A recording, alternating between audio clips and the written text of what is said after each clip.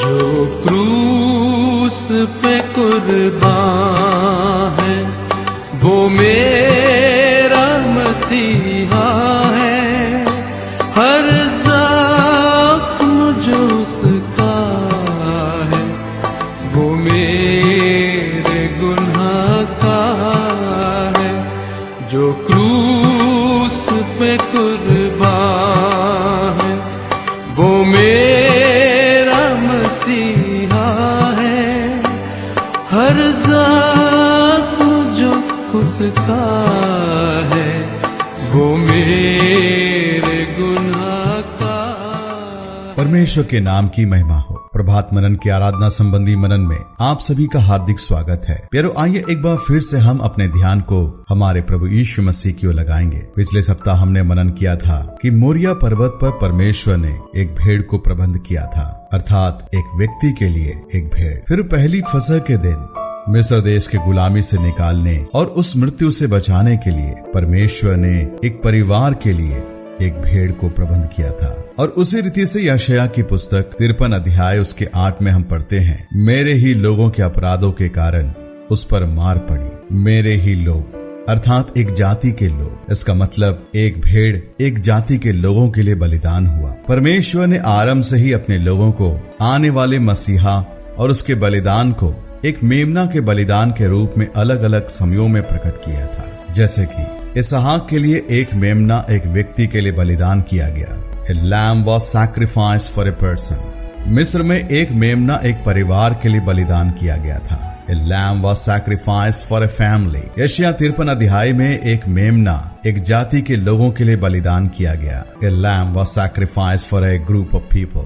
प्यारो, एक और बात ध्यान देने वाली है कि इसहाक के समय में यह दर्शाया गया कि जो मेमना बलिदान हुआ था वो परमेश्वर ने प्रबंध किया था। It was God who provided the lamb. पहली फसह के रात में यह दर्शाया गया कि जो मेमना बलिदान हुआ वो निष्कलंक था। The lamb was without blemish. यशायाह 53 अध्याय में यह दर्शाया गया कि जो मेमना बलिदान हुआ वो हमारे स्थान पर बलिदान हुआ था। The lamb died on behalf of us as a substitutory death. अर्थात वो अपने पापों के खातिर नहीं परंतु हमारे पापों के दंड को स्वयं उठाकर हमारे स्थान पर मर गया। यशायाह 53 अध्याय 5 और 6 मैं आपके लिए पढ़ देता हूँ। परंतु वो हमारे ही अपराधों के कारण घायल किया गया, वो हमारे अपराधों के कामों के कारण कुचला गया। हमारी ही शांति के लिए उस पर ताड़ना पड़ी, उसके कोड़े खाने से हम लोग चंगे हो जाए। हम तो सब के सब भेड़ों के समान भटक गए थे, हम में से हर एक ने अपना अपना मार्ग लिया और यहोवा ने हम सबों के अधर्म का बोझ उसी पर लाद दिया। इसका मतलब वो मेमना वो बलिदान हमारे स्थान पर था। पुराने नियम में परमेश्वर ने अपने लोगों को यह अनिवार्य ठहराया कि हर एक अपने पापों की क्षमा के लिए एक निर्दोष पशु का बलिदान परमेश्वर के सम्मुख होम बलि करके चढ़ाए। जैसे लिखा है इब्रानियों की पत्री 9 अध्याय उसके 22 में, सच तो यह है कि व्यवस्था के अनुसार प्राय सभी वस्तुएं लहू के द्वारा शुद्ध की जाती है, बिना लहू बहाए पापों की क्षमा नहीं।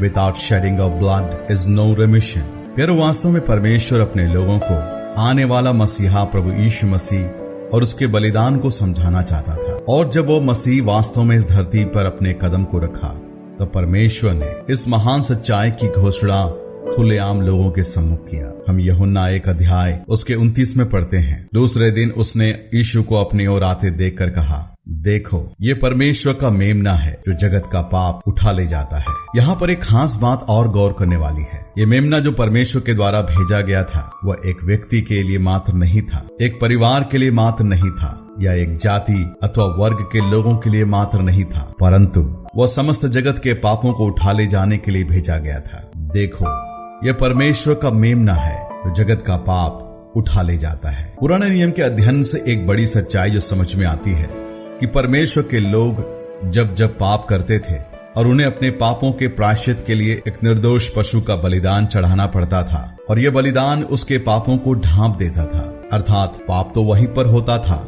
पर उसे ढांप दिया जाता था, अर्थात अब उसे उस पाप के लिए दंड नहीं दिया जाएगा। जैसे कि हम दाऊद के द्वारा लिखे भजन में पढ़ते हैं, भजन 32 उसका 1 और 2, क्या ही धन्य है वो जिसका अपराध क्षमा किया गया, जिसका पाप ढांपा गया हो। क्या ही धन्य है वो मनुष्य जिसके अधर्म का यहोवा लेखा ना ले। परंतु परमेश्वर का मेमना के साथ ऐसा नहीं है। जैसे कि हम यूहन्ना उसके 1:29 में पढ़ते हैं, परमेश्वर का मेमना जो जगत का पाप उठा ले जाता है, अर्थात उसका बलिदान उनके पापों को उठा ले जाता है। अब उस पापी इंसान के पाप और उसके दंड को हमेशा के लिए मिटा दिया जाएगा। हाँ प्यारो, है ना अद्भुत बात। आज हमें अपने पापों के लिए किसी पशु के बलिदान को चढ़ाने की जरूरत नहीं है, क्योंकि परमेश्वर का मेमना प्रभु यीशु मसीह का कलवरी क्रूस का मृत्यु हमारे पापों को हमेशा हमेशा के लिए मिटा दिया है।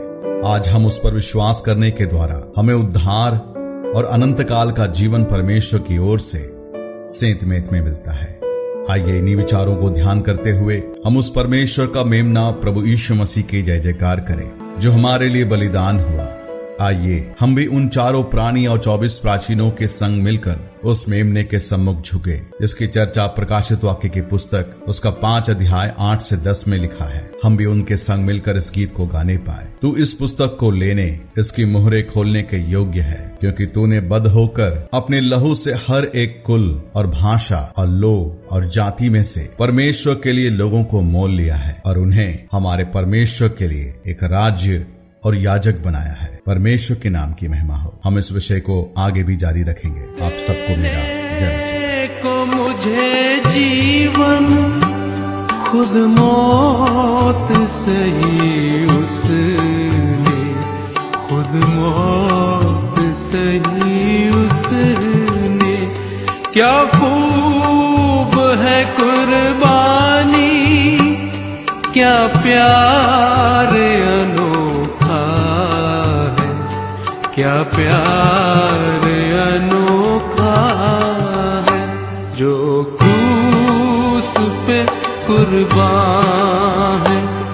वो मेरा मसीहा है, हर ज़ख्म जो उसका है, वो मेरे गुनाह का है, जो क्रूस पे कुर्बान है।